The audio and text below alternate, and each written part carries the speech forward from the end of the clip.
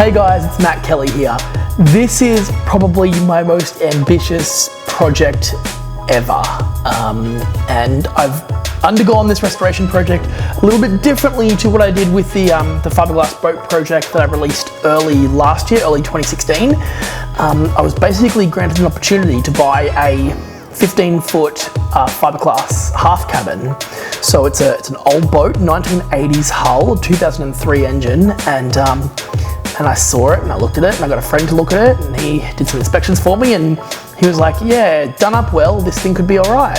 And I don't know, after a couple of months, it's come up quite well. So, like I said, I didn't vlog this experience quite like we vlogged the last one, where it was all about the selfie style, hold the camera and show you every intricate piece of the puzzle.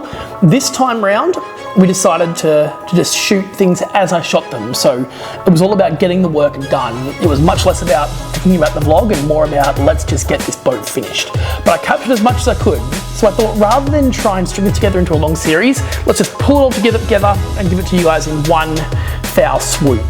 So that's where we're at. I'm going to talk you through it and we'll go on this little journey together and show you how I went from not having a half cabin to having a half cabin that was very rough to now having a half cabin that I'm pretty happy with. Let's get into it. Now, as with any project, it starts with stripping, right? It starts with removing all of the old broken stuff. And unfortunately, there was definitely some screws here that were not stainless steel. So you can see with all the old electrics, it was just a matter of cutting the cables we knew we wouldn't need anymore and then throwing them away. And with all the old hardware, especially the stuff that wasn't stainless steel, it was remove it and get rid of it. Pull out the old cleats. Interestingly, these weren't self-tapping screws, these were all bolts, which I guess you want for a cleat, but quite hard to get to up under the gunnel there, so it took a while. Well, they say it gets worse before it gets better. We've probably stripped, I don't know, 60-70% of the stuff off that we need to strip off in order for it to be painted, which is good. A few little hiccups, old rusted bolts that we couldn't get to because they were right up under the gunnel, so that required some grinding with the Dremel. But all in all, it's getting there. I think back to the last boat restoration project, and this is the part of it that you expect to be really, really fast and then takes forever. So not getting too disheartened just yet. It's worth fighting the battle and moving through it, but here's the boat. It's a 1980 half cabin. It's got a 50 horsepower Yamaha outboard, which I think is a 2003 model, which is still, you know, almost 15 years old, but it's in pretty good shape. So I'm happy with it. It runs perfectly. The hull is great and solid. The trailer is sketchy, but I think all in all, it'll come together pretty well. Not much else to say right now, but keep following the vlogs, and yeah, we'll see where it takes us. To be honest, at this point in time, I was feeling a little bit overwhelmed. It was one of those times where I'd sworn off project boats for a little while, just spend the money and get a boat that's in good working nick, and I don't know, I couldn't pass it up in this case. So you can see here, we've removed the rod holders, we've filled some holes, and I used a wire brush bit on the end of a drill to remove all of the old Sikaflex and glue and whatever they'd use, some sort of contact cement around the gunnel rubber. This is the boat in a fairly stripped state. As you can see, steering wheel had been removed at this point, throttle had been removed.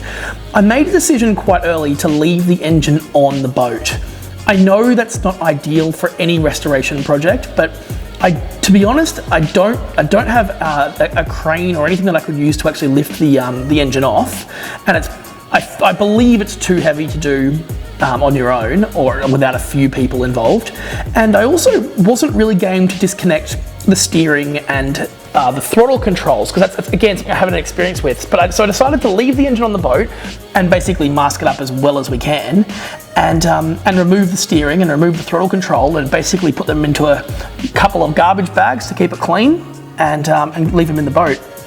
This marks the very beginning of the sanding, and as you can see, I've literally done that one little edge. It's coming up nice, but the original paint was brushed on, rolled on, I don't know what it was. It was not a neat finish. To the top of the shot there, you can tell that's the non-skid surface. So obviously you want to keep the non-skid surface, but in this case, the top half of the the video, yeah, that should be smooth, and it definitely wasn't, which meant a lot of sanding to get this boat clean again. But there's the original yellow. It's something that I guess I decided I was willing to bite off, willing to give it a shot and see what we could turn it into. The original paint did sand off relatively well. It did come off quite smoothly, and it did provide a nice solid foundation to paint over, but there were quite a few days in sanding this boat down to get it to a point where I was willing to undercoat it. That's Nick, otherwise known as Sailing Yak on YouTube, having a little go on the inside there, just trying to tidy that up. We ended up resorting to quite small power sanders, more than anything because it meant that we could get into the corners and work the curved surfaces. I do have quite a large, powerful belt sander, but we just found it was almost more effort than it was worth. It was quite hard to get into any detailed spots outside of the big flat surfaces, and there's really not that many of them. The smaller sanders became quite useful. This is what it started to look like when I'd done the top half of the boat, the deck of the boat, and I'd probably done 90% of it. You can see a lot of nicks of yellow. That's where the original coat was just a little bit more thin. And you can see we've left the non-skid rough. I always decided we're going to do that. I want that area to be something that I can walk on or stand on even when it's wet, so it's important that we keep it quite rough. And here we are a step further as we continued to sand. Still haven't got the outside of the hull sanded at this point. Knew we'd have to do that. But here you can just tell it, we've sort of making a bit more progress, and the top of the boat is actually starting to look quite good.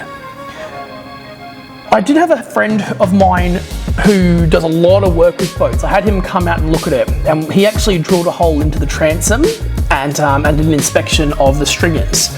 And I'm not sort of equipped to do that really. I don't have that background or that enough experience to know if there is rot there. Obviously with a hull this old, you almost expect it. This hull had not had any replacement parts made to it from what he could tell me, but he said that it was as solid as it needs to be for him to be comfortable with it. Which I guess is comforting. You don't want to buy a boat project and then realise that you thought you were doing a little bit of a cosmetic upgrade, which is all I wanted to do, right? Was literally just do a cosmetic upgrade, and then to find out that I have to replace something like the transom and spend either thousands of dollars or learn a whole new skill set. A bit scary. You can see here there's the outside of the hull, so you can see where I've started to sand it, and then obviously where I haven't, that grainy original surface. Pretty rough surface. I don't know how they painted it. It must have been brushed on originally.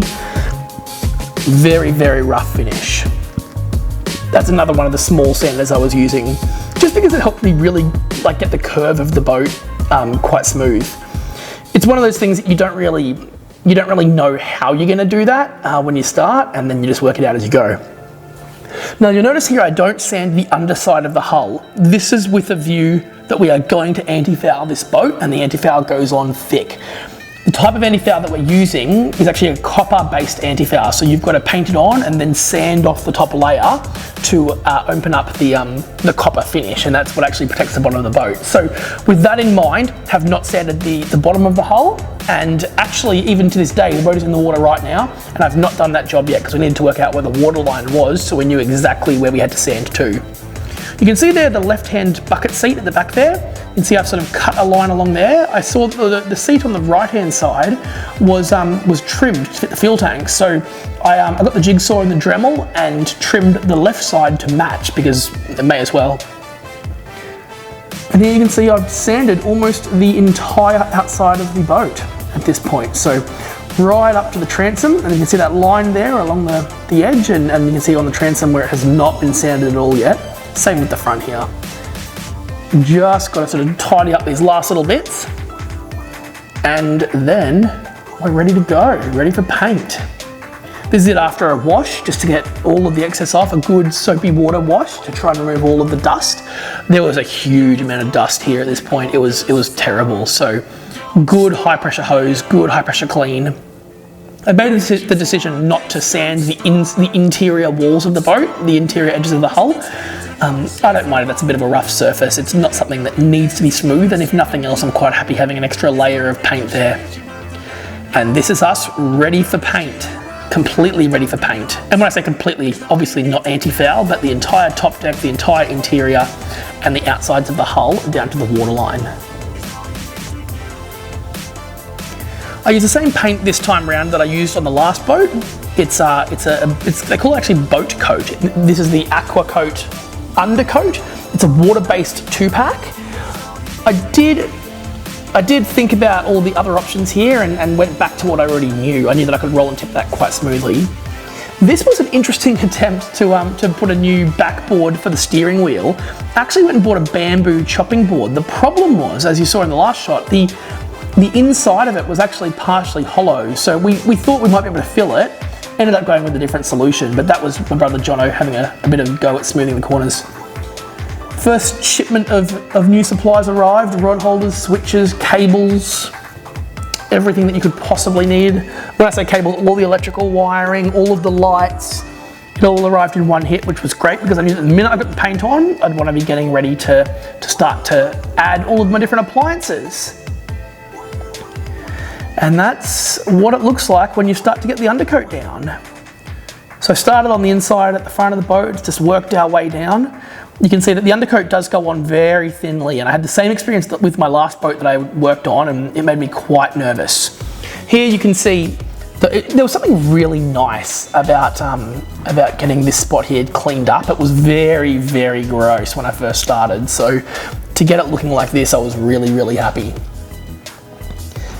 And this is what it looks like when you get your first coat down on the top half of the boat. Now you'll see as we walk down the side of the boat here, it is still thin. You can still see bits of yellow through the paint, but I was really happy with the roll and tip method. If you don't know about the roll and tip method, I was sort of given the advice maybe not to try and spray. You end up getting it everywhere. We didn't have the facilities to do it.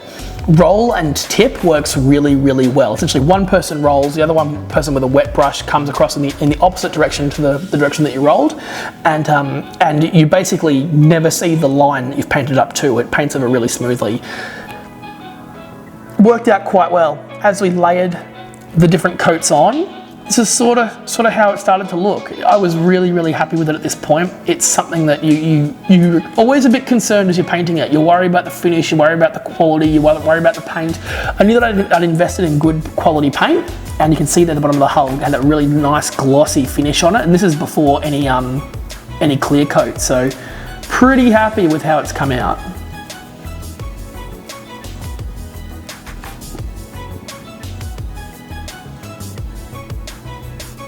Hey guys, it's Friday the 26th of January. Yesterday was Australia Day, which is a public holiday, which because it fell on Thursday, decided to take the day off Friday. I think I can finish this boat this weekend. I've got obviously the carpet here. I've got everything I need to wrap it up. At this point, it's just a matter of getting it done. So I'm just arriving at the house now. Yeah. This should be a good weekend. I've pretty much finished the bulk of the painting. I've just got to clear coat and do the grey non-skid. I'm probably going to do a bit of work at some point on the bow rail. I was going to buy a new one for that, but I think I'll keep what I had and see if we can restore it back and make it look good, then just spray paint. Apart from that, yeah, carpet, electrics, they're the big projects, but I think we're getting pretty close. So stay tuned and we'll see how we go.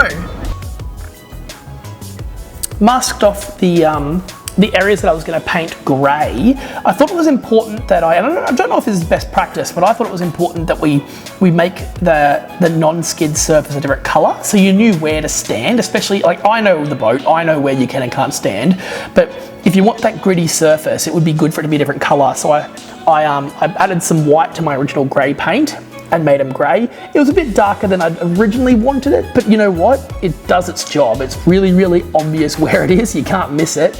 And I think it looks quite good in the end. You can see here, this is after several coats of white. You really can't see through it at this point, and the holes come up beautifully. The outside of the boat I'm very, very happy with, actually. It was a hard job getting all that sanding done, so to get it to this point, looks great.